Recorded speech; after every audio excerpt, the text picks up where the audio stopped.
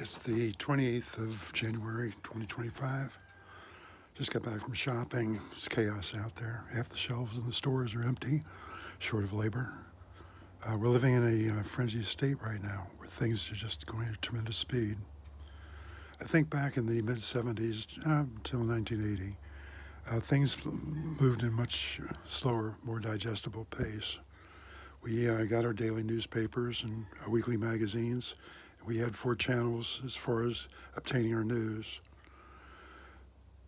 Then along came the internet and the computer. And the world all of a sudden started speeding up. We used to take time to write letters in longhand. That's been replaced by you got mails. Then I start looking at all the events that brought about the internet. It was supposed to be used for educational purposes. But instead, humankind being who they are, a handful of people decided to start making money off the process and came out with games and word processing, numbers processing, etc. My first computer didn't have a hard drive. It cost me $4,800. It was supposedly a laptop, 9-inch screen. All I had was WordPerfect on a floppy, 14.4 floppy, and a Lotus 123 as far as numbers manipulation. Then all of a sudden games came into play and people got addicted to the Pac-Mans and the visual and mental stimulation that came off of that media. Today we've got a lot of diabolical, really nasty games out there that are really programming children's and young people's minds into hate and destruction and death.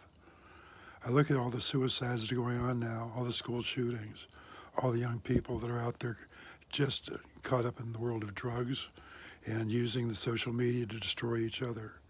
It's not where we should be, nor is God intended. When I start looking at the neuron activity in the brain, there's several good books I would recommend. One is The Future of the Mind, written by Maku, M-A-K-U, and he's a neurosurgeon and physicist, smart guy. And he wrote about the future of the brain and how AI could either make our lives a lot easier or it could become more destructive. And looking at the world today is becoming more destructive. We don't realize the neuron activity in our brain gets reprogrammed with all the stimulation.